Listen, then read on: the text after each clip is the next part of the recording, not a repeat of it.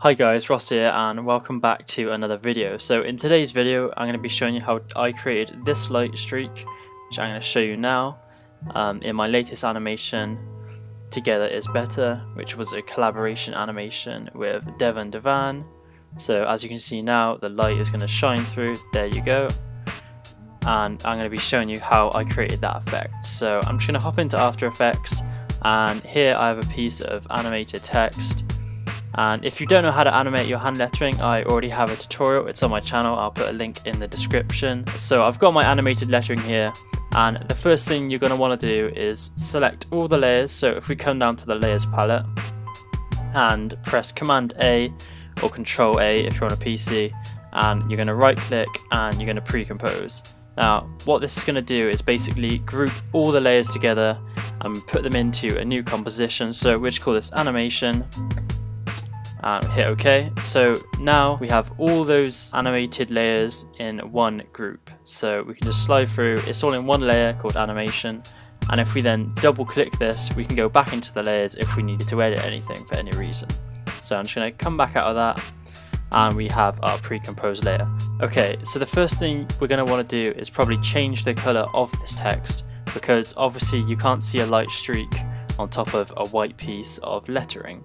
So we're going to select our layer, and we're just going to come up to Effects and Presets and type in Fill, and double click on Fill, and that's going to apply that effect to our lettering. So I'm just going to change this to a white, but just slightly darker, so maybe like a dark grey like this, and we're going to hit OK. And now we're going to apply our light streak. So if we come up to Effects and Presets again and type in CC Light and Sweep, there we go, there it is. So if we just double click that, that's going to apply it to our text, and as you can see we already have a light streak. So there's a few settings we're going to want to change. You want to change edge thickness down to 0, because if you see, that kind of gives it a bevel and emboss effect. So if we just take it down to 0, we have a flat appearance, and then we're going to change the edge intensity.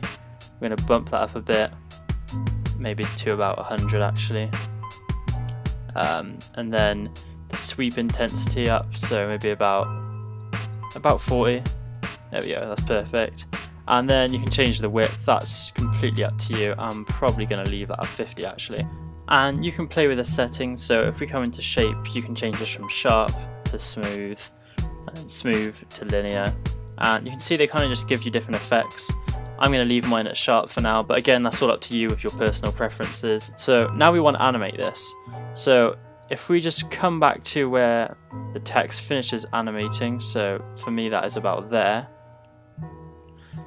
and we are going to animate the position of this light streak. So if we just come up to where it says center, and it has two numbers, so one is the horizontal position and one is the vertical position. So we're actually going to change the horizontal position so it's completely to the right, out the way of the text, and we're going to hit the little stopwatch to the left of the word center, which is our keyframe. Now if we come down to the layers palette, make sure we have our layer selected and hit U. That's then going to show us all the keyframes on that selected layer.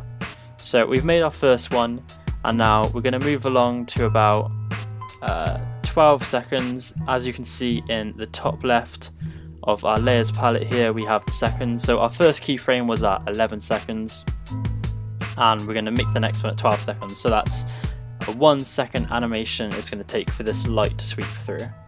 So we're on 12 seconds, and we're now going to bring the position back in, and we're just going to drag it all the way across just by dragging the number until the light has then disappeared off the text. So there we go, just about there. And now if we just scrub through the timeline, we can see the light sweep going across our text. Now the next thing we're going to want to do is select both of the keyframes by just clicking and dragging over them, and then hit Function F9 if you're on a Mac, and I think if you're on a PC it's just F9, or it'd be Control F9 or something like that. So now if we just quickly play back this little bit, I'm just going to trim the work area down just so it renders this little bit, and we hit play by going to preview and then hitting play. We can see the light sweep just come through just like that, perfect. Now if that's a bit too fast for you, you can simply just move the second keyframe along a bit, so have it for about 12.5 seconds. So I'm working in a 30-second composition, so that is going to be 12 seconds and 15 frames, I think, something like that. So we're just going to move that along to between 12 and 13 seconds, and if we just play that back again, there we go, we have a bit more of a slower light sweep. So of course you can play with the settings on this. If you wanted the light sweep to be a different colour, you can just come up to your light colour and we can just change this to maybe like a red, like purple, should we say, like that. So again, if we watch this back, we can have like a red light going through it, and you know, you can really play with the settings. It's all personal preference. Again, with all the settings that we've changed so far today, you can just keep them how you like. You can change the edge thickness if you kind of want that bevel and emboss effect.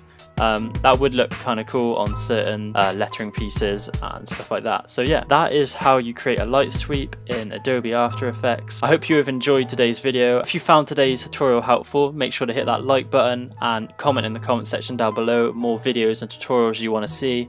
And if you're not subscribed already, make sure to hit that subscribe button so you don't miss out on any more future content.